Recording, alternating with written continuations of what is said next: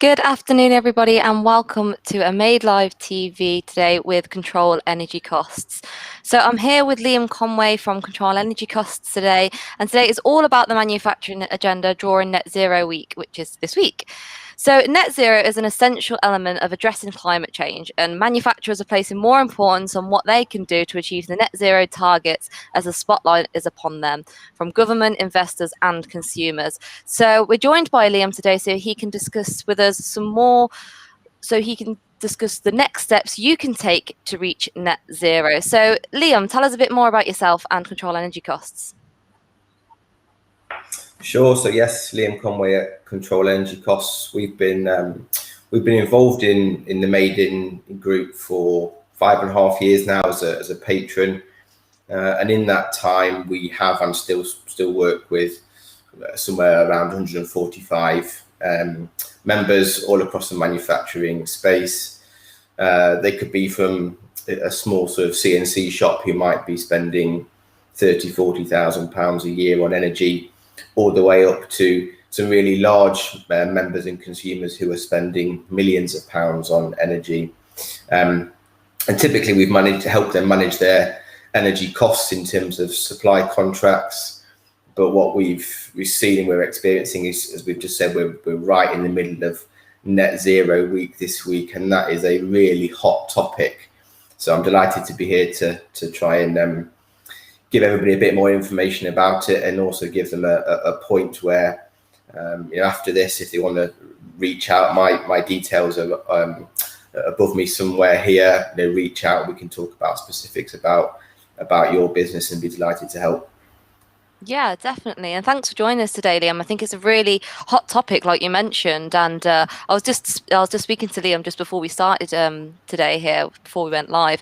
And I mentioned that we attended a meeting with the All-Party Parliamentary Group, and pathways to net zero by 2050 is a massive, massive topic at the moment. And in order to achieve that by 2050, manufacturers and other industries are looking at the technologies to develop now in order to reach that by 2050. So it's really important that we all get on top of it. So we have a few questions for Liam today to sort of get your answers and find out those next steps that you can take in order to reach net zero, especially on the week that we're talking about here, Net Zero Week. So Liam, what is net zero and why is it so important?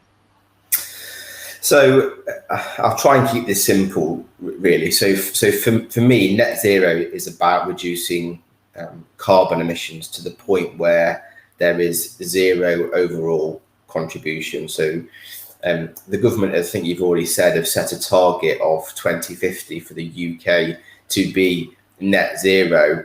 And I think businesses are becoming more aware that they need to take steps now in order to meet that deadline, and I think you're also going to see a lot more in the in the press about becoming net zero and green, because it is such a hot topic. But fundamentally, it's about reducing carbon emissions to the point where there is zero overall contribution.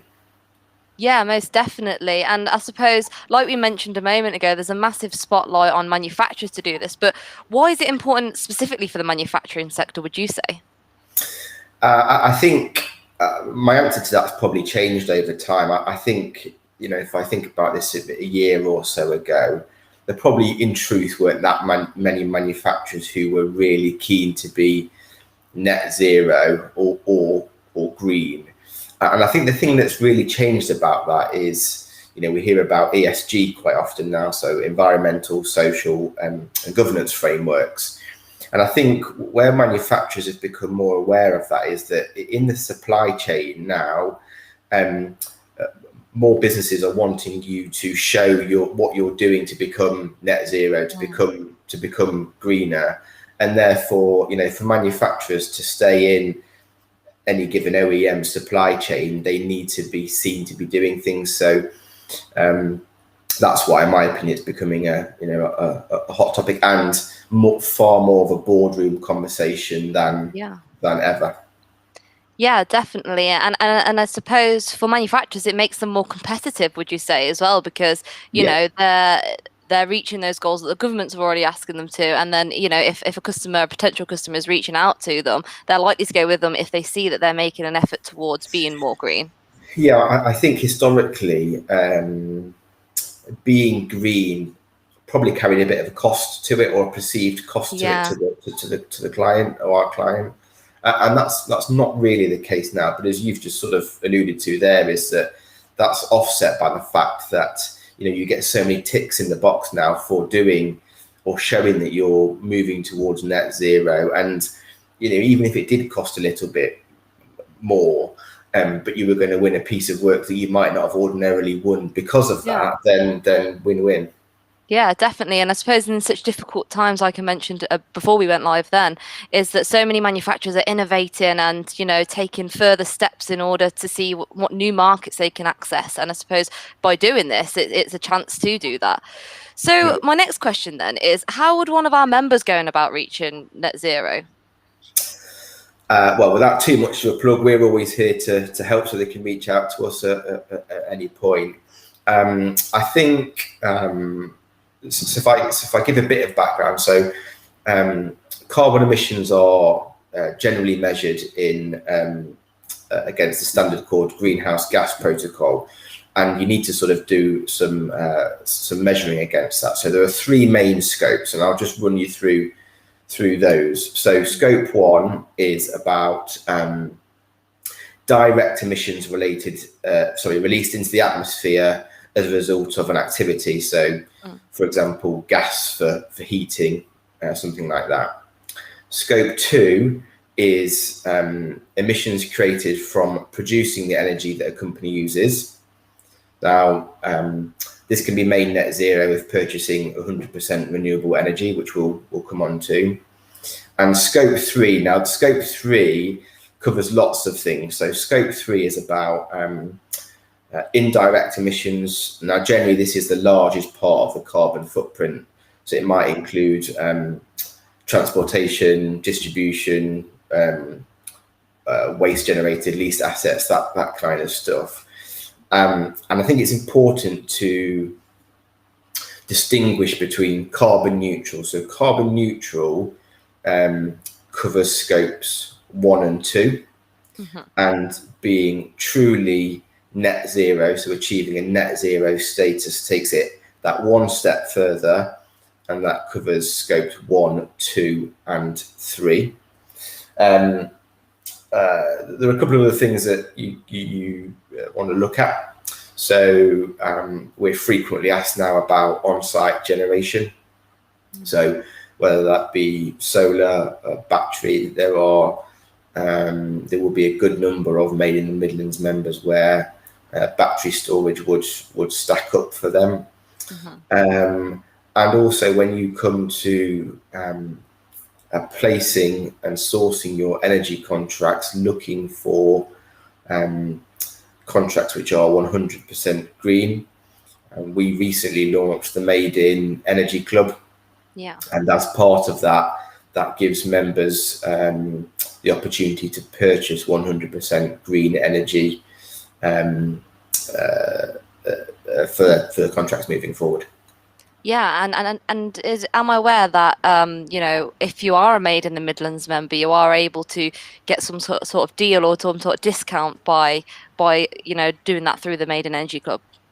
Yeah, so as I said in my sort of brief introduction, so we've worked with 140 odd members in the 5.5 years that we've been involved in the group. Wow, yeah. And very recently we put the Made in Energy Club in place to do a few things really, but predominantly to pool the members' energy consumption together to increase the purchasing power across the group. And one of the main reasons we did that is that we wanted to launch a product which looked at A, green, but B, give them the opportunity to access the wholesale market, which the majority of members wouldn't be able to do as a standalone business.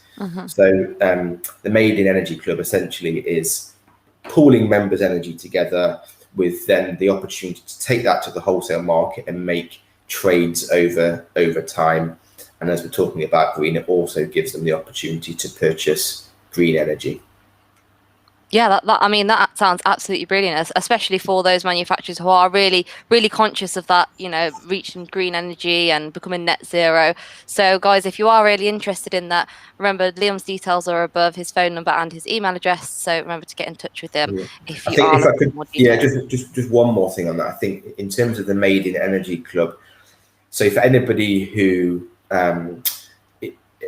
is looking at energy contracts now, whether that be for contracts due this year, next year, or the year after, if you've looked at the prices, you've probably had a heart attack, because costs are they're just gone up massively. It's not uncommon now for me to be speaking to a client who's facing 40 to 50% cost increase. That isn't Wow. uncommon at all. And just to reiterate, one of the benefit of the energy club really is it's designed so that you don't have to purchase all of your energy, say from October this year. If you're going to do a 3-year contract, you don't have to purchase all of your energy on one given day where the market is Okay. now really high. The aim of the club is that you're in it, and then we can make smaller strategic purchases over time. So if you're faced with big increases, then the Made in Energy Club may be a way that you can at least attempt to mitigate some of those increases. So again, another reason to reach out and have a chat. Yeah, definitely. And it seems as if, the sooner the better, really. Yeah. The sooner that they reach out, the better for them in the long run in terms of cost and becoming more green, as that is the aim. Yes. Okay, so the Control Energy Costs, they recently released an article to the Made platform, and the article was called The Manufacturing Agenda During Net Zero Week, exactly like our restream today that we're discussing with you. And in the latest article, it mentions greenwashing. So what is greenwashing? What's that all about, Liam? So greenwashing is one thing I will say about the energy market is that lots of things aren't as they seem. In my years that I've been involved with Made in, we've put lots of content out there about being very careful about who you work with and not taking everything as it seems. And greenwashing is another good example of that. So Yeah. So greenwashing. So when renewable energy is generated, each megawatt which is generated produces one renewable energy guarantees of origin, which is called a REGO, another acronym. And these can be sold on. Now, what happens is some suppliers purchase enough of these certificates to cover themselves and market their product, their contract as 100% renewable, when actually, when you scratch below the surface, the energy that they're actually selling as part of that contract is generated from fossil fuels, normal sources of fuel for contracts. So again, one of my key messages is really understand the source. If you're wanting green energy, which is absolutely fantastic, just be very clear on the source of that energy, and asking whether you're using a broker, an advisor, consultant, or you're going direct to the supplier, getting them to talk through where that's generated. Because that's, if you've taken on to become green, to get on board the net zero agenda, and then actually it's a bit of a half-hearted or cop-out to then find out that you've sort of had this greenwashing experience where things weren't as you expected or wanted as part of that contract. So just one other element amongst many that people signing supply contracts of businesses need to be aware of. Yeah, definitely. And I suppose in terms for our members, they can reach out to you about this if they're maybe conscious of the fact that we might be being greenwashed, or we don't know enough about it. I think I say this quite frequently, is that yes, we work with lots of the members. I'm sure there are lots more that we could work with, and I'd be very keen to work with. I think if there's no harm in reaching out for a conversation and getting a second opinion. The worst that we're going to say as a business is that yes, what you've been presented with is fine, it's good, it's as it says on the tin, go ahead and sign that. However, quite often we find that there are other ways of doing things which are either cheaper in terms of delivered cost or more aligned to what you actually want, i.e., if you want a green contract, make sure that it is properly green. Yeah, most definitely. Okay, brilliant. Thank you for that, Liam. And I suppose just one last question then, just to round this conversation off today is, do you have any information that members could look into to learn more about net zero, especially on such a prominent week? Yes. So on our microsite, there is plenty. Our Made in Group microsite, there is plenty of content around the topics that we've talked about. Also, you can download our Guide to Green ebook, which will give you far more information than I've gone into today. And then if after you've downloaded that and read it, if you'd like to have a conversation, then please reach out. Also on our microsite is all the information about the Made in Energy Club, and I'd really encourage members to take a look at that, and not just if you're facing a big renewal, not just sign it off begrudgingly. Reach out and have a chat, because there may be an opportunity for you to do something better. Yeah, most definitely. So you heard it from Liam, everybody. If you would like to find out more about net zero and what you can be doing this week and beyond to reach that net zero goal, especially by 2050, then go ahead to the Control Energy Costs microsite on madeinthemidlands.com and on madeinyorkshire.com. But that's all we have time for today. But thank you so much for joining us today, Liam. So it's been some really insightful information, and you can watch this video back if you didn't have a chance to watch it all today. You can watch this video back on our YouTube channel, and we'll also share it on our socials later today. So thank you again for joining us today, Liam. Thank you.